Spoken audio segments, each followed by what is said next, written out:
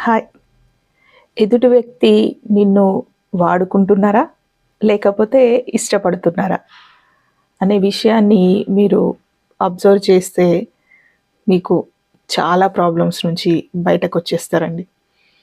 ముఖ్యంగా ఎదుటి వ్యక్తి మనల్ని ఇష్టపడితే ఎలా ఉంటారంటే వాళ్ళు ఎమోషనల్‌గా మనకి టచ్ అయ్యి ఉంటారు. అంటే మనం కొంచెం బాధపడగానే నేనున్నా.